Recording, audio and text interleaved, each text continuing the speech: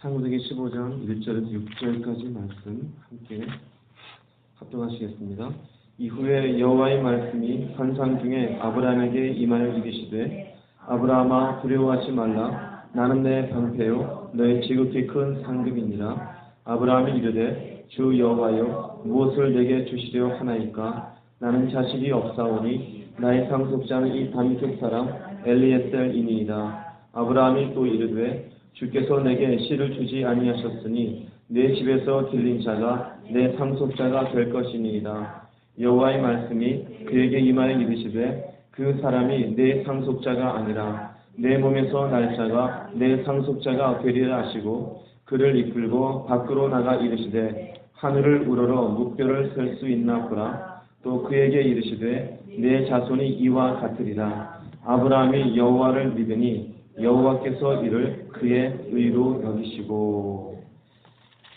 15장에 들어오고 이후에 그럽니다. 이후에는 아브라함이 조카 롯을 전쟁 속에 포로가 되었을 때 건져내기 위해서 자신의 집에서 길렀던 318명의 사람을 데리고 가서 전쟁을 했고 연합해 있는 네 나라와 싸워서 이겼고 멜기세덱을 만나서 축복을 받아 이 일이 있은 후에입니다. 그런데 여호와의 말씀이 환상 중에 아브라함에게 임하여 이르시되 아브라함아 두려워하지 말라. 나는 내 방패요 너희 지극히 큰 상급이니라. 이 말씀에 의하면은 이후에 아브라함의 마음이 하나님의 이 말씀이 필요할 만큼 평안하지 않았다는 것을 알 수가 있죠. 이때 아브라함의 나이가 75세 때 본토 친척 아비집을 떠났고 85세 때 전쟁을 했어요. 10여 년 동안 하나님의 말씀을 붙잡고 떠나왔는데 하나님의 말씀에 너로 큰 민족을 이루게 해주겠다. 근데 큰 민족이 이루어진 게 있어요 없어요? 아무것도 없어요. 오히려 나이가 80이 넘어서 전쟁을 했고 그 전쟁통에 어떻게 될지도 모르는 판에 싸우고 돌아왔어요. 가만히 생각해보니 자기의 고향에서 떠나왔고 자식은 없고 전쟁을 하고 조카 롯하고는 헤어져 있고 그 마음이 싱숭생숭한 거예요. 자, 우리가 지난번 이야기 나눴을 때는 믿음으로 행동했었던 아브라함, 그래서 구약의 예수님의 인간의 모습으로 오셔서 멜기세덱의 모습으로 축복까지 해주었던 놀라운 믿음의 모습이에요. 그런데 지금은 또 다른 모습이죠. 이게 인간입니다. 믿음으로 우리가 살아가요. 능력을 받았어요. 은혜가 충만해요. 그럼 외롭지 않을까요? 그럼 슬픔이 사라집니까? 마음의 아픔이 없어집니까? 쓸쓸함이 없습니까? 답답함이 없을까요? 두려운 건 없을까요? 아니, 있어요. 믿음의 사람도 두려움이 생겨요. 쓸쓸함도 있어요. 때로는 괴로움도 있어요. 때로는 답답할 때도 있어요. 이 믿음의 사람. 그러나 그 답답함과 괴로움 속에 무엇인가를 향해서 붙잡고 견디고 이겨내고 이것이 믿음의 사람이에요. 인간은 다 똑같아요. 일정한 우리가 생각지 않은 예상치 못한 문제를 만날 때 가슴이 뛴다든지 감정이 요동을 친다든지 때로는 외로운 마음이 든다든지 이거는 누구든지 다 똑같습니다. 아브라함도 마찬가지. 믿음의 조상이라고 우리와 다른 인간이 아니에요. 우리가 보았었던 노아도 모든 사람이 죄 가운데 다 죽임을 당하는데 얼마나 대단한 사람이에요. 그런데도 노아도 실수가 있어요 없어요? 노아도 실수가 있어요. 믿음의 조상도 실수가 있어요. 다윗도 실수가 있어요. 모세는 실수가 없습니까? 실수가 있어요. 베드로는 부족함이 없습니까? 부족함이 있어요. 바울은 부족함이 없습니까? 바울도 부족함이 있어요. 인간은 다 똑같습니다. 이런 인간이 믿음의 길로 갈 수 있는 것은 오직 하나 하나님의 은혜입니다.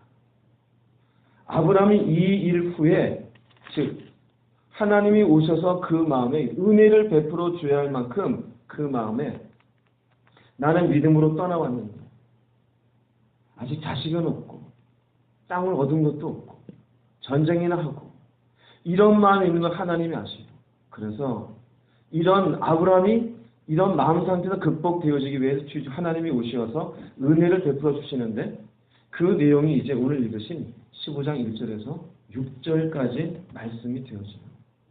이 땅에 우리가 사는 동안 완벽한 인간이 있을까요? 없을까요? 완벽한 인간은 없어요. 대단한 하늘나라의 꿈을 꾸었고 환상을 보았어도 그 인간 역시 인간이에요. 뭐 오늘 당장은 우리가 쳐다보기 힘들 정도로 와 하나님이 기적을 했대. 그래봐야 그 사람도 결국 인간이에요. 베드로를 보세요. 베드로는 상상하지 못할 무리를 걸었던 사람이에요. 얼마나 대단합니까? 우리가 만약에 뉴스로 누군가 한강을 걸어갔다면 난리가 나겠죠. 그런데 그런 베드로가 예수님을 저주하고 떠나게 되었어요. 인간은 그래요. 유다는 반대로 얼마나 예수를 따라다녔던 사람입니까? 근데 그런 유다조차 나중에는 예수님을 팔아버린 인생이 되었죠. 우린 인간을 보고 실망을 해요. 절대 인간을 보고 실망하지 마세요. 하나님을 바라보고 힘을 얻으시기 바랍니다. 인간은 인간을 바라보면 저 사람 저럴 줄 몰랐어. 예, 그거 생각하고 사람 봐야 돼요. 저는 다 알고 있어요. 권사님이 그렇게 될 줄. 집사님이 그렇게 될 줄. 아무개 목사님이 그렇게 될 줄. 예, 인간은 얼마든지 그렇게 될 수가 있습니다. 단지 그런 상황을 어떻게 은혜 안에서 극복하고 넘어가느냐가 중요합니다. 여러분들의 가끔 신앙적으로 다운돼 있을 때 아니면 외로울 때 아브라함처럼 뭔가 믿음으로 가는데 믿음의 결과는 없고 뭔가 마음에 두려움이 생길 때 그런 순간순간 사실은 하나님이 말씀해 주십니까? 안 주십니까? 사실은 말씀 주셔요. 사람이 그 말을 붙잡느냐 안 붙잡느냐가 문제이죠. 아브라함에게 마찬가지입니다. 아브라함이 그런 마음이 있을 때 은혜를 베풀기 위해 찾아오십니다. 그리고 말씀하시는데 아브라함아 두려워하지 말아라 합니다. 첫 번째는 아브라함아 두려워하지 말아라. 인간은 두려움이 많은 존재입니다. 심리적인 연약함 속에 있습니다. 믿음으로 잘 가는데 어느 순간 두려움이 들어와요. 대표적으로 여호수아도 그랬습니다. 여호수아는 가나안 땅을 정탐하고 가서 모두가 저들이 병 우리는 메뚜기입니다 그럴 때 아니다. 저들은 우리의 밥이다. 애굽을 나왔던 모든 사람들이 다 죽었을 때 여호수아 갈렙은 가나안 땅에 들어간 사람이에요. 얼마나 대단합니까? 그런데 여호수아가 모세의 뒤를 이어서 민족의 지도자가 되어야 된다 할 때 여호수아는 달달달달달 떨고 있었어요. 그래서 여호수아서 1장 9절을 보면은 너는 마음을 강하게 하고 담대히 하며 두려워 말며 놀라지 마라. 하나님이 은혜를 베푸시는 거예요. 하나님. 여호수아에게 네가 어디를 가든지 네 하나님 여호와가 너와 함께하는 거예요.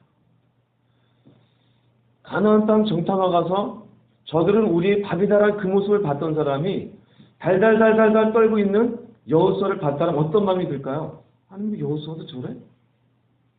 믿음이 하나도 없네? 그럼 믿음이 없는 게 아니에요. 여호수아도 결국 누굽니까? 인간이에요. 인간이에요. 내가 품는 마음 김집사도 이수가 똑같이 품고 있어요. 여러분이 품는 마음 이 목사도 똑같이 품고 있어요. 단지 무엇으로 사느냐? 은혜로 살아요. 인간이 인간을 바라볼 땐 저 사람이 저러네? 그럴 수 있어요? 없어요? 인간은 다 똑같아요. 다른 거 하나도 없어요. 심지어 믿음의 길을 가더라도 굉장한 능력을 받은 것 같아도 은사가 놀라울 정도로 많을 정도로 하나님의 베푸시는 은혜가 없으면 한낱 먼지에 지나지 않는 아무것도 아닌 인간일 뿐이에요. 이 아브라함도 마찬가지입니다. 두려워하지 말아라. 두려워하지 말아라.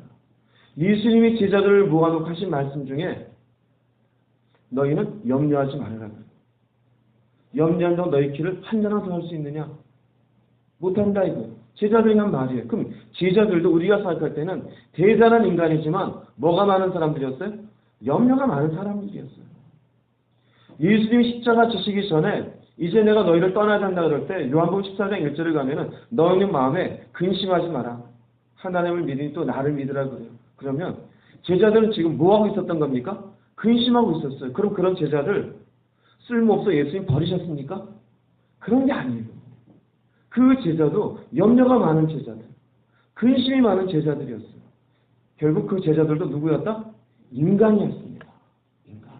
우리는 자꾸 인간을 비교하면서 실망을 하든지 나는 저렇게 못 가라면서 주저앉든지 그래요.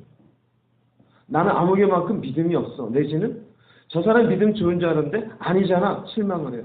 아니, 인간 보고 실망할 게 없어요. 우리는 인간을 바로 바라보고 가는 게 아니라 나 같은 인간에게 은혜 주시는 하나님을 바라보고 가는 거예요.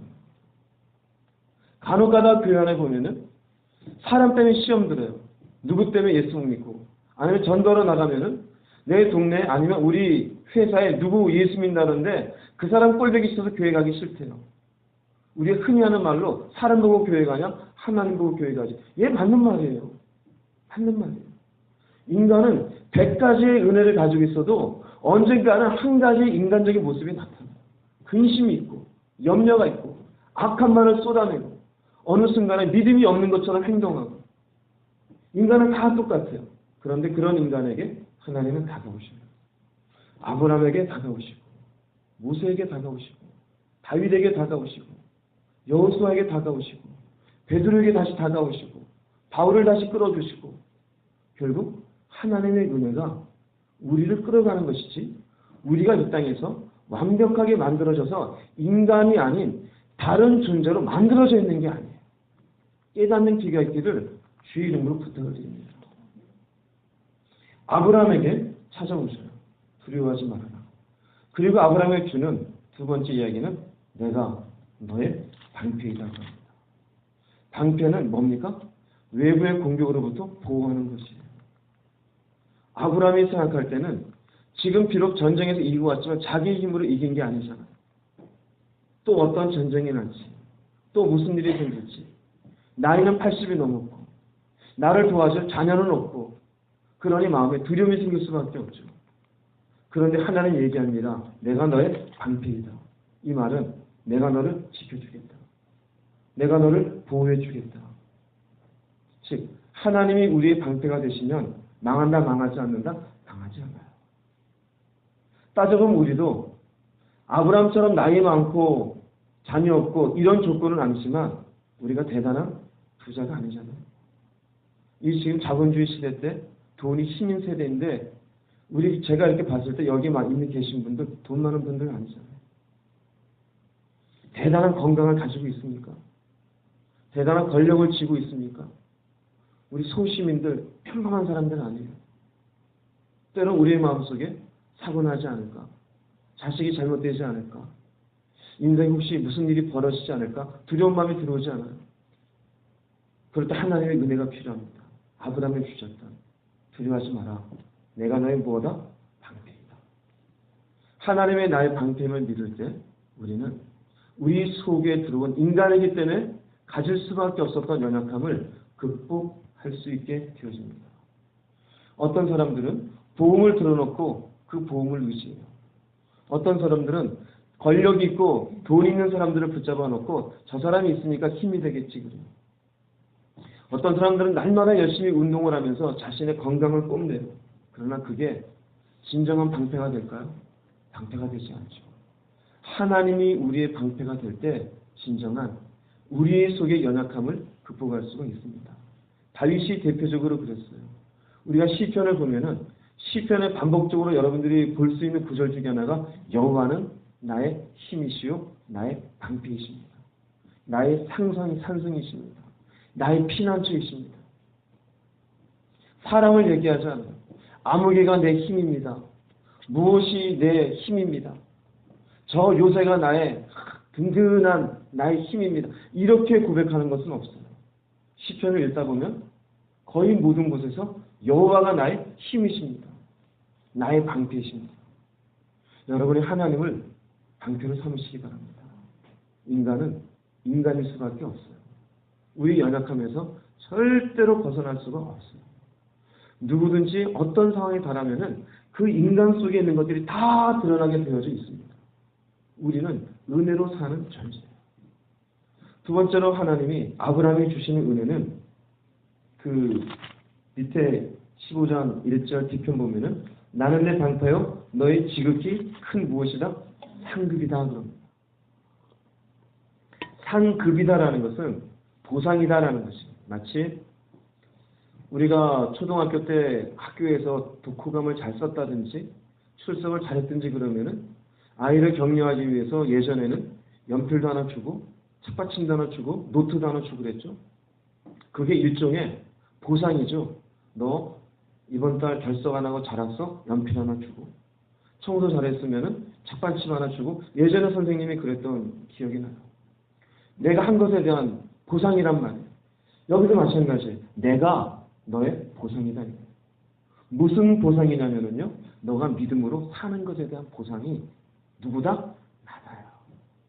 만약에 내가 너에 대한 보상을 줄게 그러면서 물론 양도 주고 낙타도 주면 좋겠죠. 소돔과 고모라하고 비교한다면 이 땅 이거 전부 너 거야. 이것도 좋겠죠. 그런데 더 좋은 것은 그 모든 것을 주관하시는 분이 말씀하시길 내가 너의 보상이다라는 거죠. 아브라함에게 얼마나 큰 힘이 되었을까요? 그죠? 믿음으로 간다면 가지만 마음이 실망될 수밖에 없고 쓸쓸할 수밖에 없고 외로울 수밖에 없는 인생에게 하나님 말씀하시는 겁니다. 너 믿음으로 가는 길이 힘든 거 안다. 그런데 기억해라. 내가 너의 상급이다. 아브라함에게는 하나님이 상급이었습니다. 최예상의 선물이죠. 우리에게도 마찬가지예요. 이 땅에 무엇을 준다고 한들 하나님이 내가 너의 상급이라는 말보다 더 좋은 말이 어디 있을까요? 이 말씀 그대로 우리도 나중에 하늘나라에 가게 되어지면은 하나님이 우리의 상급이 되는 줄 믿습니다.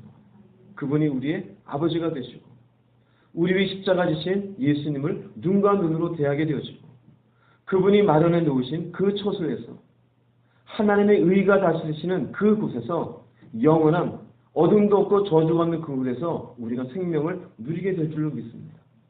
하늘이 우리의 보상입니다. 땅이 아니에요. 이까지 땅에서 집이 있든 말든 넓은 터가 있든 말든 자식이 잘 되든 안 되든 그것도 좋긴 좋겠죠. 그런데 하나님이 약속해 주는 건 아브라함에게 내가 너의 믿음으로 산 것에 대한 보상이야. 얼마나 좋아요. 우리에게도 그렇지 않습니까? 우리가 믿음으로 산 것에 대한 신학에 나오는 주님의 보상은 이 땅에서의 번영이 아니에요. 이 땅에서의 대단하게 권력을 지는 게 아니에요. 어제도 말씀드렸지만 주님이 우리에게 약속해 주신 것은 하늘나라예요. 하늘나라. 구원의 길이에요. 이것이 너희들의 믿음으로 산 것에 대한 보상이라고 이야기해 줘요. 이것이 은혜입니다. 비록 지금은 마음이 섭섭할지라도 믿음의 길을 가면서 내 육신은 피곤할지라도 때로는 외롭고 때로는 고통스럽고 때로는 불평도 좀 나오고 때로는 내 마음에 하나님을 향한 의심도 생길지라도 하나님은 알고 계세요. 그래, 네가 인간이지. 그런 인간에게 하나님 다가오시어서 은혜를 베풀어 주시고 그 은혜의 힘으로 다시 한번 일어나게 하시는 주님임을 믿으시기 바랍니다. 오늘도 은혜를 받으십시오. 그 은혜가 여러분을 위로할 수 있기를 바랍니다. 그 은혜 안에서 여러분들이 다시 한번 힘을 얻고 일어날 수 있기를 바랍니다. 내가 은혜가 필요한 존재인 것처럼 또 다른 사람들도 뭐가 필요해요? 은혜가 필요한 존재임을 바라보십시오. 그 은혜 안에서 여러분들은 오늘도 숨쉬고 내일도 숨쉬게 될 줄 믿으시기를 바랍니다. 자, 하나님이 이렇게 아브라함에게 은혜 베푸는 말씀을 하십니다. 이에 대해서 아브라함의 모습을 볼게요. 15장 1절에서 하나님이 이렇게 말씀하시니까 아브라함이 위로를 받았죠. 예, 정말로 큰 민족을 만들어 주신다 했으니 제가 힘을 얻었습니다. 그리고 그 민족을 어떻게 이루겠느냐? 2절 3절에 아브라함의 대답입니다. 아브라함이 이르되 주 여호와여 무엇을 내게 주시려 하시나이까? 나는 자식이 없사오니 나의 상속자는 이 다메섹 사람 엘리에셀입니다. 그 집에 있는 자기의 종이에요. 이 말씀을 보면서 여러분들이 조금은 이해가 되지 않습니까? 왜냐하면 자식이 없잖아요. 나이는 85세가 되었고 더 이상 생산할 능력이 지금 본인이 생각하기에도 점점점 떨어져 없어져 가고 그러니 뭐를 생각하느냐? 논리적으로 생각하는 거예요. 합리적인 방향을 생각하는 거예요. 인간은 항상 그래요. 우리가 은혜 가운데 살면서도 인간은 또 있잖아요. 합리적인 걸 또 찾아요. 왠지 알아요? 그게 우리의 감정에 맞으니까. 그게 우리의 감정에 맞아요. 합리적인 게 부담되지가 않아요. 논리적인 게 답답하지 않아요. 왜? 계산이 될 수 있으니까. 아브라함도 마찬가지입니다. 자기의 감정이 상하지 않고 머리에 이해가 될 만한 우리 집에 있는 엘레셀의 종이 당신의 약속을 이룰 약속의 씨가 되겠지요. 이 엘레셀을 쓱 내밉니다. 우리에게는 그런 모습 없을까요? 우리에게도 있어요. 대단하게 기도를 하고 나서도 우리는 또 내 생각에 맞는 건 찾죠. 내가 경험한 거. 내가 자꾸 따져보니까. 내가 생각해보니까. 대단한 은혜의 사람도 그래요. 이게 인간이에요. 어쩔 수 없이. 그런데 하나님이 재밌는 것은 이런 아브라함을 나무래거나 한 대 때리거나 고통을 치는 게 아니에요. 왜 그럴까요? 또한 하나님이 인간이 이럴 수밖에 없는 것을 알고 계십니다. 아브라함의 이런 방식은 믿음의 방식이 아니에요. 이건 그냥 인간의 계산된 방식일 뿐이에요. 그래서 하나님이 이런 아브라함에게 고통을 치는 대신 아브라함이 다시 말씀하시는 것이 4절과 5절이에요. 뭐라고 말씀하시느냐? 아브라함에게 이마에 이르시되 그 사람이 네 상속자가 아니라 네 몸에서 날 자가 네 상속자가 되리라 하시고 그를 이끌고 밖으로 나가 이르시되 하늘을 우러러 목표를 셀 수 있나 보라. 그에게 이르시되 네 자손이 이와 같으리라. 아브라함을 데리고 나가요. 네 종이 상속자가 아니다. 그리고는 하늘의 별을 보게 합니다. 네 자손이 이와 같으리라. 그리고 분명히 얘기하는 것이 네 몸에서 날짜가 상속자가 될 것이다. 인간은 항상 무엇인가를 결정할 때 합리적인가 비합리적인가 상식적인가 비상식적인가 이게 가능한 일인가 가능하지 않은가 아니면 내 감정에 맞을까 안 맞을까를 따져요. 하나님은 가능하냐 안 가능하냐 합리적이냐 비합리적이냐 여기에는 아예 관심도 없습니다. 심지어 내 감정에 맞는지 안 맞는지에도 여기에는 관심도 없습니다. 내가 지금 기분 좋게 받아들이는지 기분 나쁘게 아니면 때로는 뭔가 마음에 섭섭하게 받아들이는지 거기에 대한 관심도 없습니다. 하나님의 관심은 어딘지 아십니까? 약속의 성취. 하나님의 관심은 약속의 성취예요. 우리식으로 표현해 볼게요. 예수를 믿고 믿음의 길을 가는 것에 우리가 힘들겠지요. 배가 고프기도 하겠고 좁은 길을 가느라고 때로는 마음이 상하기도 하겠지요. 그러나 이런 것에 하나님이 당장 나타나셔가지고 그래 네 발레를 감싸줄게. 그래 네가 부자 되게 해서 내가 네 마음 편하게 해줄게. 이것에 관심 있는 게 아니에요. 그 좁은 길을 따라오면서도 너는 중간에 포기하지 말아라. 약속의 성취에 관심이 있어요. 마침내 어디로 오는 자가 되어라? 천국에 오는 자가 되어라. 그 성취되는 길에 하나님의 은혜를 베푸시는 것에 관심이 있지 그 중간에 발이 부르텄다고 발 만져주시고 배가 고프다고 배를 어떻게 또 채워주시고 단지 이것이 하나님의 목적이 아니에요. 아브라함에게도 마찬가지입니다. 아브라함의 감정과 아브라함이 생각하는 합리성에 관심이 있는 게 아니에요. 약속의 성취에 있습니다. 네 몸에서 날짜가 상속자가 되리라. 이 약속은 하나님이 창세기 12장에서 아브라함을 이끌어낼 때 주셨던 약속이에요. 너로 큰 민족을 이루게 해주겠다. 그 약속이 성취되는 데는 인간의 믿음이 필요한 겁니다.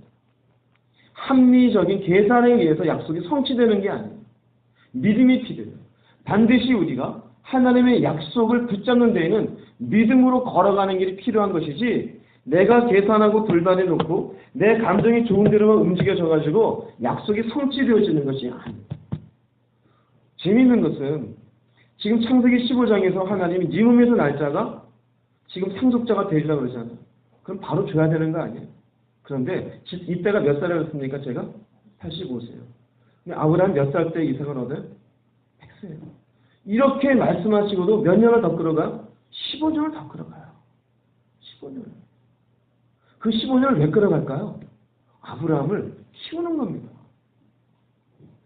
약속이 성취되어 마침내 믿음의 사람으로 그것을 받을 만한 수준까지 끌어가는 것입니다. 그리고 15년이 지나서 100세가 되었을 때는 이제는 아브라함은 아예 자신은 자녀를 생산할 능력은 아예 없어요. 결국 그때 가서 아이를 얻게 되어지면은 그 아이는 오직 누구의 능력이에요? 하나님의 능력이에요. 인간이 희한합니다. 자기가 조금만 힘이 있으면 누가 있다 그래요? 내가 있다 그래요. 그런데 하나님은 무엇을 받길 원하시느냐? 영광 받기를 원하셔요. 제가 한 게 아닙니다. 하나님이 하셨습니다. 인간은 조금만 움직이기만 하면은 제가 움직였잖아요. 인간은 조금만 재능이 있으면 제가 재능으로 썼잖아요. 아니요. 하나님은 그것을 믿음으로 했다고 치지는 않아요. 전적으로 여기서 15년을 더 끌어가는 동안 아브라함이 마음 편했을까요? 편하지가 않아요. 심지어 나중에 이 사이에 여종 하나를 통해서 이스마엘을 낳잖아요. 또. 이게 쉬운 거겠습니까? 그럼에도 불구하고 아브라함은 무슨 조상? 그래도 믿음의 조상이에요. 인간은 늘상 연약해요. 늘상. 여러분, 사람 때문에 실족하지 마세요. 사람 때문에 넘어지지 마세요. 우리가 은혜가 필요하듯이 인간도 은혜가 필요해요. 그런 하나님의 약속의 성취를 위해 하나님은 우리 인간이 믿음이 자라기를 원하셔요. 마침내 하나님의 능력 가운데 모든 것들이 이루어지는 것이 인정되기를 원하시고 또 마침내 이걸 통해 우리에게 보여주는 건 뭐냐면은요. 믿음의 세계는 이렇다 이거예요. 믿음의 세계는 이런 것이에요. 내가 생각하는 계산 속에서 만들어지는 세상이 아니에요. 믿음의 세계는. 내가 계산할 수 없는 손발 다 놨을 때 이루어지는 것이 믿음의 세계예요. 우리는 자꾸 내 머릿속에 계산하면서만 움직이려고 해요. 아니요, 그렇지가 않아요. 그래서 이사야서에 보면은 우리가 알고 있는 유명한 말이 있어요. 내 생각은 네 생각과 다르고 내 길은 네 길과 달라서 하늘이 땅보다 높은 같이 내 길이 네 길보다 높으며 내 생각이 네 생각보다 높습니다. 네 생각과 내 생각과는 차이가 있다는 거예요. 하나님의 약속의 성취를 이루시는 방법은 믿음의 방법이에요. 그런데 우리는 자꾸 우리의 계산된 방법으로 움직이려고 해요. 아브라함도 75세부터 100세 때 이삭을 얻는 동안 얼마나 많은 시행착오와 얼마나 많은 눈물 흘림이 있습니까? 이렇게 자기의 종을 통해서 상속자를 만들려고 하고 나중엔 이스마엘을 만들어서 또 상속자라고 이야기를 하고 그러나 결국 이삭을 만들고 난 뒤에 그럼에도 불구하고 하나님은 아브라함을 믿음의 조상이라고 해요. 한 사람이 믿음 가운데 바르게 쓰는 게 굉장히 어려운 거예요, 여러분. 쉽지가 않아요. 우리가 만약에 기자가 되어서 리포터 역할을 하면서 아브라함이 본토 친척 75세 떠나는 순간부터 기자로 따라서 쓴다라면 왜 하나님이 이 인간을 택했을까? 실망할 순간이 많아요, 여러분. 그렇죠? 우리가 지금 12장에 몇 장 안 지나고 실망하잖아요. 아니, 기근이 들었다고 믿음의 사람이 애굽으로 내려가? 이 녀석 봐라. 애굽으로 내려가서 아내를 누이라고 그래? 아마 우리가 기자였으면 하나님이 좀 이상한 분이야. 뭐 이런 인간을 믿음으로. 그죠? 누군가 끈기 있게 써요. 15장까지 왔어요. 아, 전쟁에 나가 승리. 예, 믿음의 사람이 승리하고 승리. 그런데 가만히 보니까 앉아갖고 우울하게 앉아있어요. 약속을 성취 안 시켜주고 내 나이에 이렇게 되고 하나님 말씀해 주었는데 또 거기에 대해서 엘레셀입니다 이러고 앉아있어요. 조금 더 가서 이스마엘을 또 낳고 앉아있어요. 여러분, 실패의 연속이 인간이에요. 여러분이 설사 실패하고 넘어졌을 때 그걸로 무너지지 마세요. 다시 은혜를 사모하세요. 다시 은혜를. 다시 그분의 말씀 붙잡으세요. 재미있는 것은 하나님이 이렇게 말씀해 주었을 때 6절 말씀 보면은 아브라함이 여호와를 믿으니 여호와께서 이를 그의 의로 여기시고 아브라함을 고통을 친 게 아니라 다시 은혜를 베풀고 말씀을 주었을 때 아브라함이 그 사이 또 믿음이 자라는 거예요. 하나님의 말씀을 또 믿어요. 여러분, 믿음은 자꾸 자라야 돼요. 자꾸 자라요. 그 자라는 것에 자양분이 말씀입니다. 하나님의 말씀이에요. 자꾸 말씀을 받으세요. 말씀을 묵상하세요. 하나님의 약속을 자꾸 깨달아가세요. 그러면 그 가운데 하나님이 나를 위로하심도 발견하고 내가 넘어져 있을 때 일어나게 하시는 힘도 발견하고 바보 같은 생각을 하고 있을 때 하나님의 또 다른 방식으로 주시는 지혜를 깨닫게 되어지고 그래서 아브라함처럼 예, 이 말씀이 맞네요 할 때 하나님이 의로 여겨주셔요. 이것이 믿음의 사람의 모습입니다. 내 생각으로 움직이는 사람이 되지 마십시오. 주님이 내게 말씀해 주시는 것에 여러분이 그 안에서 움직여질 수 있기를 바랍니다.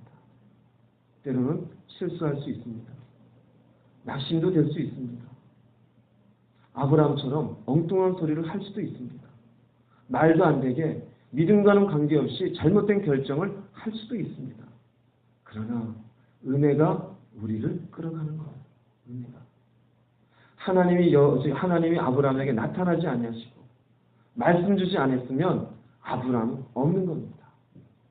모세에게도 하나님이 나타나지 않았으면 모세는 없는 겁니다. 다윗에게 하나님이 나타나지 않았으면 다윗도 없는 겁니다. 주님을 배반한 베드로에게 주님이 다시 나타나지 않으셨으면 베드로도 없는 겁니다. 바울이 예수 믿는 사람을 쳐 죽이기 위해 돌아다닐 때 주님이 만나주지 않았으면 바울 또한 그냥 지옥에 있었을 겁니다. 그런데 다시 만나줘요. 다시 은혜를 베푸는 거예요. 여러분, 은혜를 사모하십시오. 그분의 말씀을 들으십시오. 그분의 위로를 힘을 삼으십시오. 설사 누군가가 믿음의 길을 가지 못하더라도 손가락질을 하지 마십시오. 내가 그와 똑같은 인간이에요. 완벽한 인간이 이 땅에 아무도 없습니다. 다 은혜를 사모하며 은혜 가운데 살아보려고 발버둥치는 인간들만 가득한 것이에요. 여러분도 그런 은혜 속에 다시 한번 일어나고 다시 한번 세워지고 다시 한번 아브라함처럼 여호와를 믿으니 다시 한번 하나님을 향한 믿음을 가지고 그분 앞에 일어서는 모두가 되기를 주의 이름으로 축복합니다. 기도하시겠습니다.